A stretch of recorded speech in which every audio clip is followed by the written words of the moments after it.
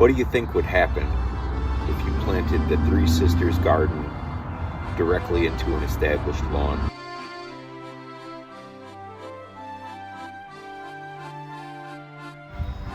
I know everybody's different, but I've never met a gardener who didn't like to share what they produce. I think that says something about gardeners. I think the people who enjoy the garden generally have a certain set of values, and they want to provide. I've got a really good idea on how we can share with people that don't garden. In the mound, you only plant a handful of seeds. Directly into an established lawn. Okay, now hold on. I just showed you the world's messiest, ugliest garden. I am not asking you to turn your yard into a messy, ugly garden. All I'm suggesting is that you grow like 6 corn plants. Just 6. You don't even have to dig 6 holes. 6 corn plants, 1 hole. I planted 1,200 corn plants directly into a lawn just to prove it could be done. And I did it all in less than 2 hours. Gee, well, you're not digging at all, are you? Can I see your tool? Don't stab me. Okay, so just like this. Well, that was easy. Well, what's next? Alright, so it goes in the hole like this. Yeah. And then I can grab my funnel like this. And I can drop my Hopi Blue corn seeds right in there, just like that. And where'd the seeds go? Where'd the seeds go? Yeah, and then we can just step on it.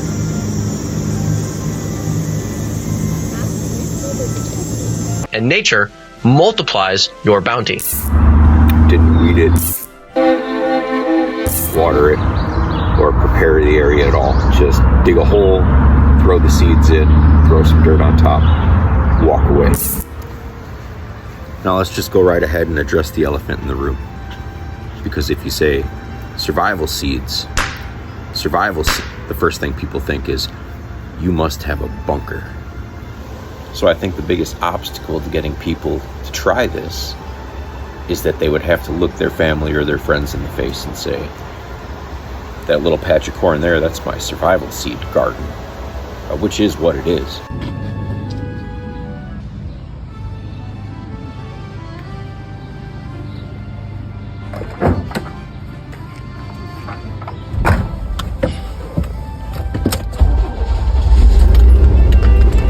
Welcome back, friends, to the neighborhood of sound, practical judgment, and normal native intelligence, more commonly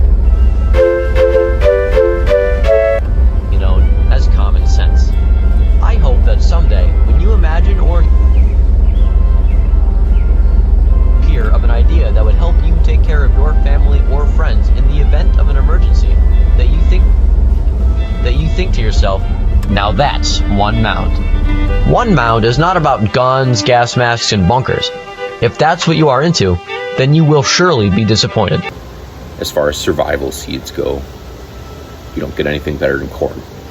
And you want flour corn.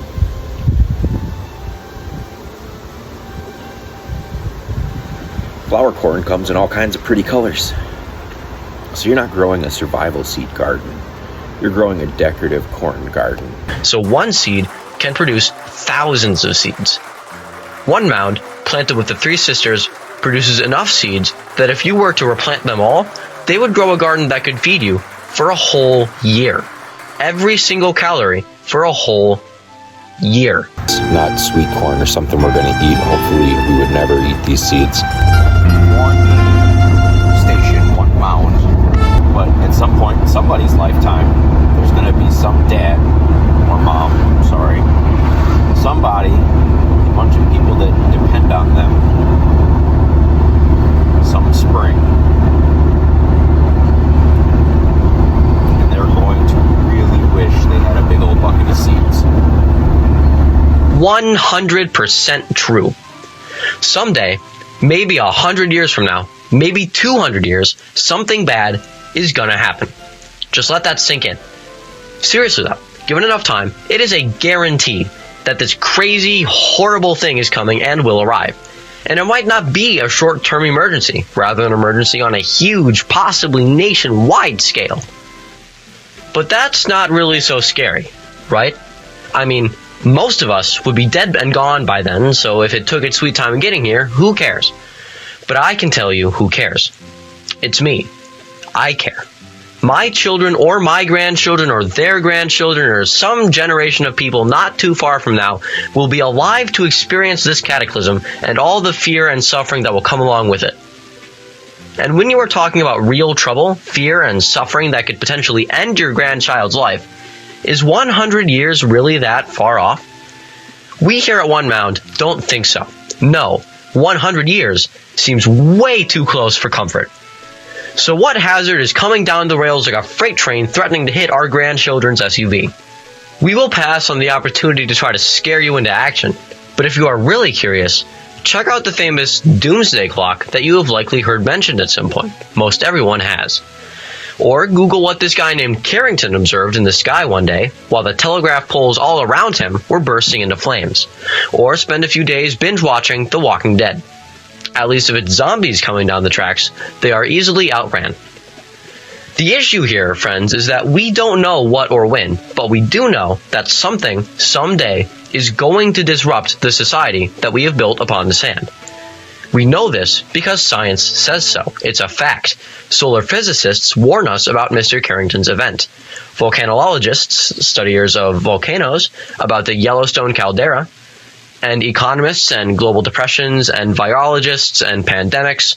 Seriously, friends, these very smart people know that someday, maybe 100 years from now, maybe 200, someday, the disaster that their field of work revolves around will finally get here. And when it does, it's gonna suck. So here I am with you sharing an idea that we here at One Mound think could help our grandkids. We have prepped our short-term supplies for the most likely of emergencies, one that would last for just a few days. So now, we need to prep for the least likely event, at least in the immediate future. An event that could disrupt our grandchildren's society for years, not days. And the best thing we can give them is hope. A path forward. A garden. A big old bucket of survival seeds. Enough seeds that when nurtured will grow enough food to sustain a fresh start.